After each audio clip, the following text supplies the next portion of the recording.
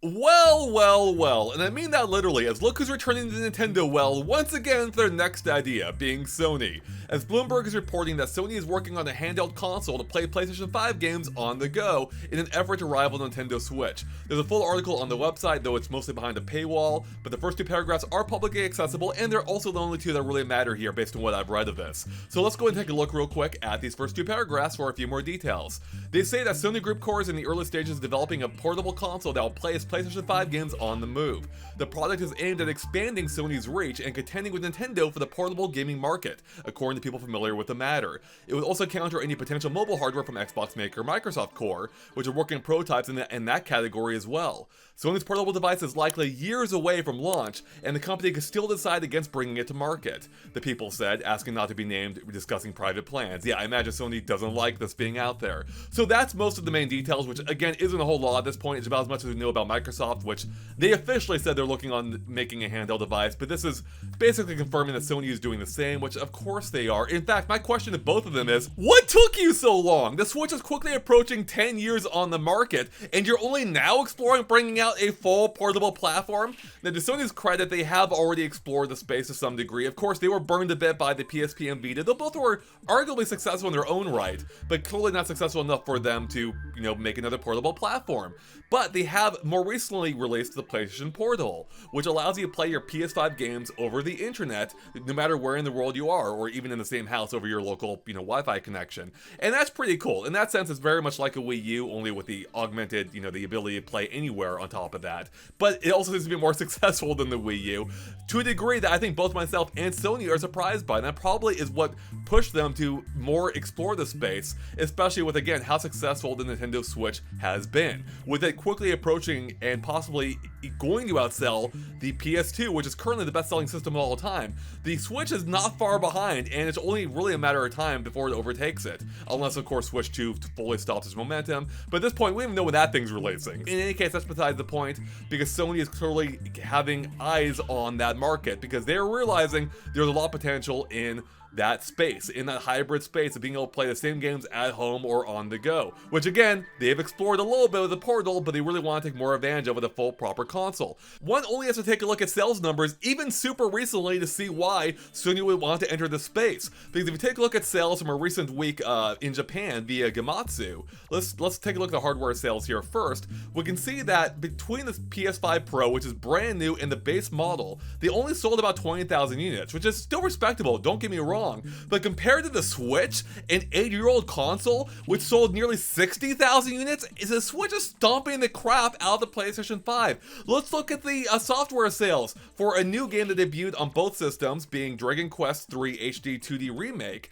On the PS5, it sold 180,000 units. On the Switch, 650,000. That's over 3 times as many. That is absurd. And that is exactly why Sony is looking into entering the hybrid space, because they kind of need to. They want to stay competitive. Sony or Nintendo has forced their hand. Nintendo has basically transformed the industry, which again is still kind of surprising it's taken this long on the one hand. On the other hand, it kind of isn't, because Nintendo kind of positioned themselves as the only one who was able to make that transition at that time without it seeming like a step backward. Because as we all probably know, Microsoft and Sony have been focused on a technological race in an effort to create the best graphics possible. And the downside of that is that it requires these massive, expensive boxes that there is no realistic way to make portable right now. Whereas Nintendo, they at the time were focused on making, more innovative but cheaper, less powerful hardware, which with the Wii U, of course, which bombed, set them up incredibly well to make a portable version of that was only marginally more powerful, which was, by the standards of other technology at the time, fairly weak still, but for Nintendo, felt like an advancement. It was still at worst at parity with the Wii U, if not more advanced, and they were able to still use that technology to make one of the most impressive open worlds we've ever seen.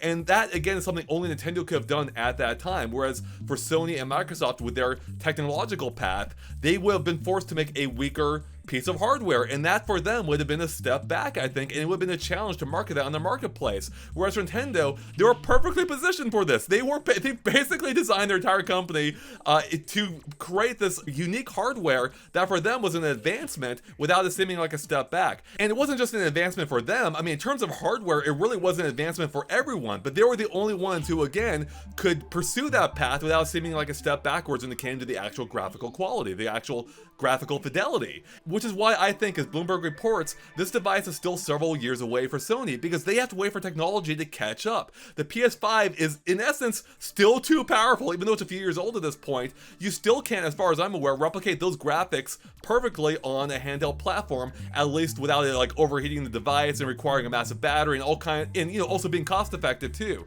Sony needs to wait for the price of those components to come down and be powerful enough in order to pull up PS5 games, at a similar graphical fidelity on the portable platform, which I think is actually also another reason why PS5 games, as has been reported, have been designed with scalability in mind to a degree that no other Sony platform has up to this point, which we've already seen with the PlayStation 5 Pro, being able to play the same games, only looking better on the Pro. Whereas, of course, with a handheld platform, we're probably looking at the opposite direction, but I think the goal is to make the games scale in such a way that they don't look like that much of a downgrade compared to the base PlayStation 5 version, or I guess maybe the docked version if you play it docked, because I imagine they would have to pursue a path similar to the Switch, where the games run in a scaled back form slightly when in handheld form, whether it's by resolution or frame rate or something else, and then you can see the full version, or the better version when docked at least. And of course, Nintendo's not the only one in the hybrid space now either, as Steam recently entered the fray with the Steam Deck, letting you play your PC library anywhere in the world as well on a portable device that you can also play on your TV.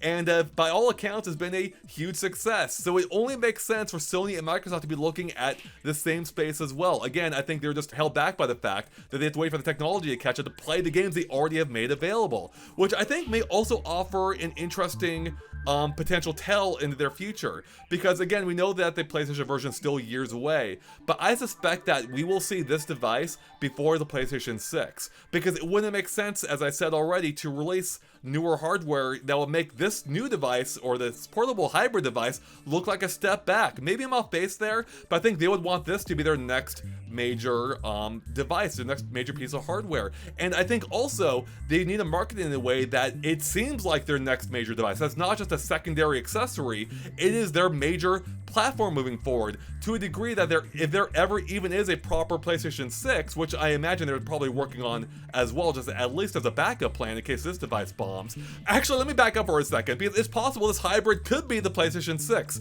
I don't think it will be, but it could be. And I don't think it would be the worst idea to pursue that path. But assuming Sony doesn't want to put all their eggs in one basket, I think the PlayStation 6 could still exist as its own device, but designed in a way that their games will also be backwards compatible on this PlayStation Portable device, because it only makes sense. And I think they would almost have to do it that way, because anything else would make it almost impossible to market this new device. I just think it would be a huge challenge to market a device that can play all these old games, but will be incompatible with new games coming out in the near future, if not already at that point.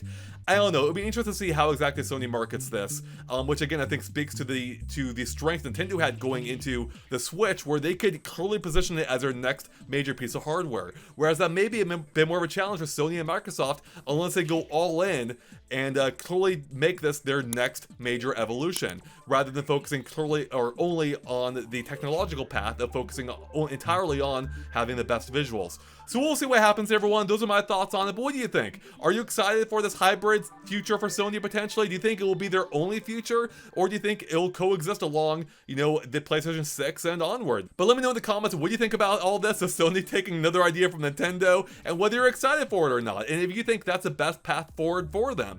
Again, let me know in the comments, and with that, we'll catch you later. Bye, everyone.